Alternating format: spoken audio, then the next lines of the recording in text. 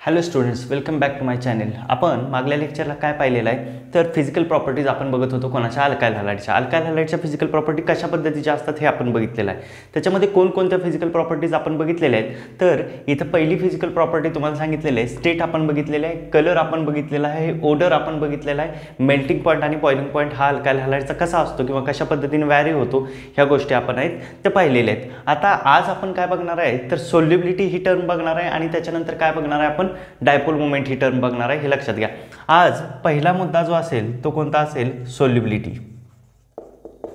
Solubility काय असते? Alkyl halide. सोल्युबिलिटीचा अर्थ काय होतो? तो अल्काइल हॅलाइड आहे तो काय असणार? वॉटरमध्ये सोल्युबल आहे, पाण्यामध्ये विरघळतो की नाही विरघळत हे बघायचं आपल्याला. आता एक गोष्ट लक्षात घ्या, सोल्युबिलिटी बघत असताना वॉटर आहे ते कसं आहे? पोलर आहे. हे लक्षात ठेवा, वॉटर हे काय? पोलर आहे. पोलरचा अर्थ काय आहे तर याच्यामध्ये काय असतील तर दोन पोल्स असतील, एक पॉझिटिव्ह पोल असेल आणि एक कोणता असेल? निगेटिव्ह पोल असेल. असा हा वॉटर आहे तो काय? पोलर आहे. म्हणजे फॉर एक्झाम्पल वॉटरचं जर स्ट्रक्चर तुम्ही बघितलं, H2O मॉलिक्युल आहे, ऑक्सिजनवरती कोणता चार्ज आहे? निगेटिव्ह चार्ज आहे आणि हायड्रोजनवरती कोणता आहे तर पॉझिटिव्ह चार्ज आहे, पार्शियल पॉझिटिव्ह चार्ज असं आपण म्हणू. ठीक आहे. तर ऑक्सिजनवरती निगेटिव्ह चार्ज आहे, हायड्रोजनवरती पॉझिटिव्ह चार्ज आहे. मग हे चार्जेसचं सेपरेशन आहे, एक पॉझिटिव्ह चार्ज तयार झाला आहे आणि एक काय? निगेटिव्ह चार्ज आहे. इथं निगेटिव्ह चार्ज आहे, इथं पॉझिटिव्ह चार्ज आहे. मग ह्या मॉलिक्युलला तुम्ही काय म्हणणार आहे तर पोलर मॉलिक्युल आहे असं म्हणणार आहे. तसंच अल्काइल हॅलाइड हे पण काय आहेत तर पोलर आहेत. अल्काइल हॅलाइड हे पण काय आहेत? पोलर आहेत. म्हणजे काय? कार्बन आहे तो काय बघा, कार्बनकडची इलेक्ट्रॉन डेन्सिटी कोण विड्रॉ करतोय? हॅलोजन ॲटम विड्रॉ करतोय. हॅलोजन आहे तो काय करतोय? कार्बनकडचे इलेक्ट्रॉन आहे तो काय करतोय? काढून घेतोय. मग जर हॅलोजन कार्बनकडचे इलेक्ट्रॉन घेत असेल तर काय? हॅलोजनवरती निगेटिव्ह चार्ज येईल आणि कार्बनवरती चार्ज कोणता येईल? पॉझिटिव्ह चार्ज येईल. हे लक्षात ठेवा. मग हा पण मॉलिक्युल कसा आहे तर पोलर आहे. आणि तुम्हाला एक फेज माहिती आहे. कोणती फेज माहिती आहे तर ही फेज आहे ती लाईक डिझॉल्व लाईक. कोणती फेज आहे? Like dissolve like. Like dissolve like या शब्दाचा अर्थ किंवा ह्या फ्रेजचा अर्थ काय होतो बघा, की एकसारखे सबस्टन्स म्हणजे एकसारखे सबस्टन्स आहेत ते काय असणार आहे? ते एकमेकांच्या डिझॉल्व होतात. म्हणजे ज्यांचं नेचर एकसारखं असेल ते काय असतील?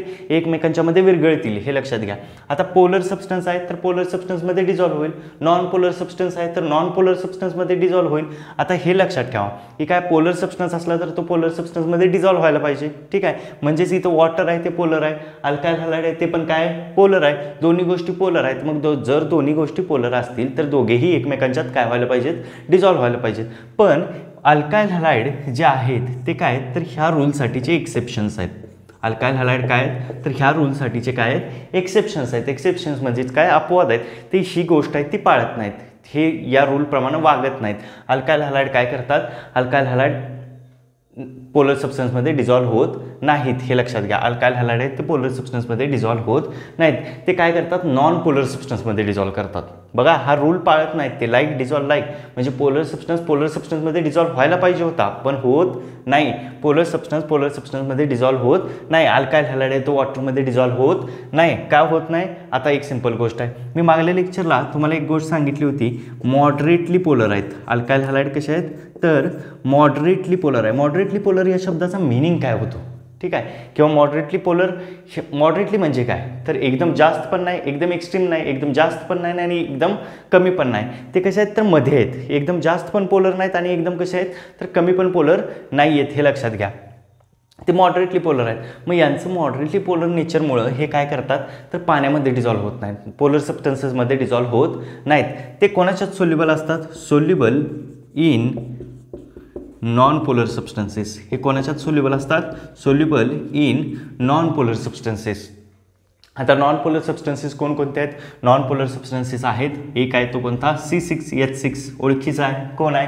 बेन्झीन. ठीक आहे. हा कोण आहे? C6H6 ओळखीचा सबस्टन्स आहे. कोण असेल? बेन्झीन असेल. देन नेक्स्ट आहे तो कोणता? CCl4 carbon tetrachloride. Again non polar substance आहेत.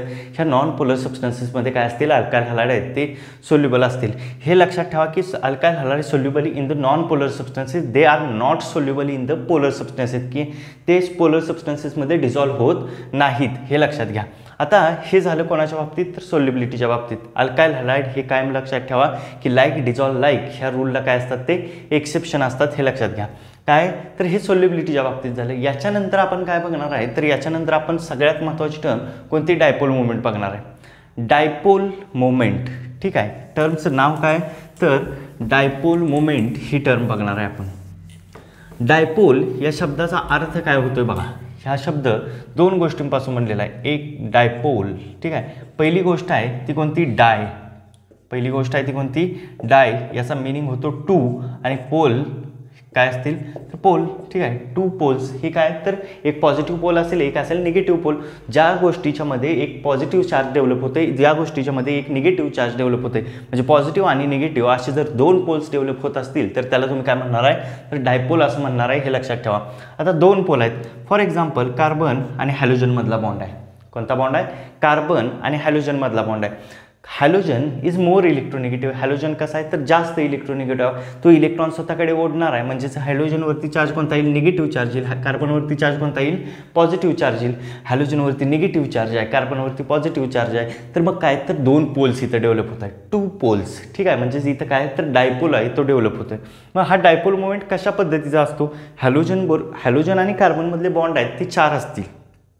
कोणकोणते सांगा, हॅलोजन आणि कार्बनमध्ये एक असेल कार्बन आणि फ्लोरीनचा बॉन्ड, दुसरा असेल कार्बन आणि ब्रोमिनचा बॉन्ड, तिसरा असेल कार्बन आणि आयोडीनचा बॉन्ड आणि चौथा असेल कोणाचा तर कार्बन आणि क्लोरीनमधला बॉन्ड. हे लक्षात ठेवा. कोणाकोणाचा, carbon fluorine, carbon chlorine, carbon bromine, carbon iodine असे चार बॉन्ड असतील. मी इथे चारही बॉन्ड लिहितोय बघा. कार्बन आणि फ्लोरीनमधला बॉन्ड आहे, कार्बन आणि क्लोरीनमधला बॉन्ड आहे, कार्बन आणि ब्रोमिनमधला बॉन्ड आहे आणि कार्बन आणि आयोडीनमधला बॉन्ड आहे. चार बॉन्ड आहेत. आता इलेक्ट्रोनिगेटिव्हिटी माहिती पाहिजे आपल्याला. इलेक्ट्रोनिगेटिव्हिटी ग्रुप 17 आहे. ग्रुप 17 कोणता आहे तर हॅलोजन फॅमिली आहे. ग्रुप 17 फ्लोरीन, क्लोरीन, ब्रोमीन आणि iodine. Top to the bottom electronegativity काय होते तर डिक्रीज होते. मग इलेक्ट्रोनिगेटिव्हिटी जर डिक्रीज होत असेल तर फ्लोरीन आहे तो काय असेल मोर इलेक्ट्रोनिगेटिव्ह आणि लेस इलेक्ट्रोनिगेटिव्ह कोण असेल, आयोडीन असेल. मग फ्लोरीन आहे हा काय असणार मोर इलेक्ट्रोनिगेटिव्ह असल्यामुळं ह्यांचा डायपोल मोमेंट आहे तो जास्त असायला पाहिजे. सेपरेशन ऑफ द चार्जेस यांच्या केसमध्ये जास्त असायला पाहिजे. फ्लोरीन आहे तो इलेक्ट्रोनिगेटिव्ह आहे, जास्त इलेक्ट्रॉन विड्रॉ करायला पाहिजे, पण असं होत नाही. फ्लोरीनची साईज बघा लहान आहे, देन क्लोरीनची साईज त्याच्यापेक्षा मोठी आहे, ब्रोमीनची साईज त्याच्यापेक्षा मोठी आहे, आयोडीनची साईज आहे ती त्याच्यापेक्षा मोठी आहे. आता फ्लोरीननं जर इलेक्ट्रॉन विड्रॉ केले, फ्लोरीननं जर इलेक्ट्रॉन घेतला तर काय होईल बघा, फ्लोरीनच्या लहान साईजमुळं तिथे इलेक्ट्रॉन आणि इलेक्ट्रॉनचं रिपल्शन होईल. ऑलरेडी फ्लोरीनच्या बाहेरच्या ऑर्बिटमध्ये किती आहेत, 9 इलेक्ट्रॉन आहेत. व्हॅलन्स ऑर्बिटमध्ये किती, 9 इलेक्ट्रॉन आहेत. मग जर त्यानं एक शेवटचा 10वा इलेक्ट्रॉन घेतला तर इलेक्ट्रॉन आणि इलेक्ट्रॉनमधलं रिपल्शन खूप जास्त होईल. मग इलेक्ट्रॉन आणि इलेक्ट्रॉनमधल्या रिपल्शनमुळे मॉलिक्युल आहे तो काय होईल, अनस्टेबल होईल. म्हणून काय तर कार्बन आणि फ्लोरीनचा डायपोल मोमेंट काय असतो, थोडाफार कमी असतो. हे लक्षात घ्या. डायपोल मोमेंटची जर ऑर्डर सांगायची असेल मला तर मी काय सांगेन तर कार्बन आणि क्लोरीनचा डायपोल मोमेंट सर्वात जास्त असेल, त्यानंतर कोणाचा असेल कार्बन आणि फ्लोरीनचा असेल, त्यानंतर कोणाचा असेल कार्बन आणि ब्रोमिनचा असेल, त्यानंतर कोणाचा असेल कार्बन आणि आयोडीनचा असेल. ठीक आहे. डायपोल मोमेंटची ऑर्डर ही खूप महत्त्वाची गोष्ट आहे. हे MCQसाठी विचारले जाऊ शकते की ऑर्डर काय आहे नक्की डायपोल मोमेंटची. तर इथं आपल्याला कन्फ्यूज व्हायचं नाही. आपण काय जनरली विचार करतोय की काय फ्लोरीन मोर इलेक्ट्रोनिगेटिव्ह आहे, मग फ्लोरीन इलेक्ट्रोनिगेटिव्ह आहे तर मग सेपरेशन ऑफ द चार्जेस म्हणजे पॉझिटिव्ह चार्ज आणि निगेटिव्ह चार्ज ह्यांचं सेपरेशन आहे ते काय असणार आहे, जास्त असणार आहे. म्हणजे काय ह्यांच्यामध्ये पोलॅरिटी आहे ती काय असणार, जास्त असणार. पोलॅरिटी जास्त तर मग डायपोल मोमेंट कोणाचा, कार्बन आणि फ्लोरीनचा जास्त असणार असा आपण विचार करतो, पण हे बरोबर नाही. इथं ही टर्म लक्षात ठेवा. इलेक्ट्रॉन आणि इलेक्ट्रॉनच्या रिपल्शनमुळे ज्यावेळी फ्लोरीन इलेक्ट्रॉन घेईल त्यावेळी इलेक्ट्रॉन आणि इलेक्ट्रॉनमध्ये रिपल्शन आणि ह्या रिपल्शनमुळे काय होईल तर ह्यांची जी स्टॅबिलिटी आहे ती कमी होईल. म्हणून काय असतं तर कार्बन आणि फ्लोरीन यांचा जो बॉन्ड आहे ह्यांची पोलॅरिटी काय असते, कमी असते कोणापेक्षा, कार्बन आणि क्लोरीन. क्लोरीनच्या केसमध्ये बघा, क्लोरीनच्या केसमध्ये कंपॅरेटिव्हली साईज मोठी आहे. जरी इलेक्ट्रॉन आला तरी तितकंच रिपल्शन इथं होणार नाही, कारण का साईज मोठे आहे. इलेक्ट्रॉनमधलं अंतर 2 इलेक्ट्रॉनमधलं अंतर आहे ते काय असणार, पर्यायानं जास्त असणार कोणापेक्षा, फ्लोरीनपेक्षा. म्हणून कार्बन आणि क्लोरीनचं सेपरेशन आहे डायपोल मोमेंट तुम्हाला जास्त बघायला मिळतो. कार्बन आणि फ्लोरीनचा त्याच्यापेक्षा कमी, कार्बन आणि ब्रोमिनचा त्याच्यापेक्षा कमी आणि कार्बन आणि आयोडीनचा काय असतो तर त्याच्यापेक्षा कमी. ही डायपोल मोमेंटची ऑर्डर असेल. इथं आपण काय केलेलं आहे तर फिजिकल प्रॉपर्टीज अल्काइल हॅलाइडचे संपवलेले आहेत. कोणकोणत्या फिजिकल प्रॉपर्टीज, स्टेट बघितले आपण, कलर बघितला, ओडर बघितला, मेल्टिंग पॉईंट, बॉइलिंग पॉईंट बघितलेला आहे. देन आपण काय बघितलेलं आहे, सोल्युबिलिटी बघितलेली आहे आणि लास्टली कोणता, डायपोल मोमेंट बघितलेला आहे. ह्या गोष्टी आपण बघितलेल्या आहेत आणि ह्या गोष्टी आपण काय केलेल्या आहेत, संपवलेल्या आहेत. फिजिकल प्रॉपर्टीज आहेत त्या संपलेल्या आहेत. याच्यानंतर महत्त्वाची गोष्ट जी आहे ती कोणती आहे तर chemical properties of alkyl halide. अल्काइल हॅलाइडच्या केमिकल प्रॉपर्टीज काय असतात हे आपण बघणार आहे. हे लक्षात ठेवा. पुढच्या लेक्चरला आपण अल्काइल हॅलाइडच्या केमिकल प्रॉपर्टीज बघू.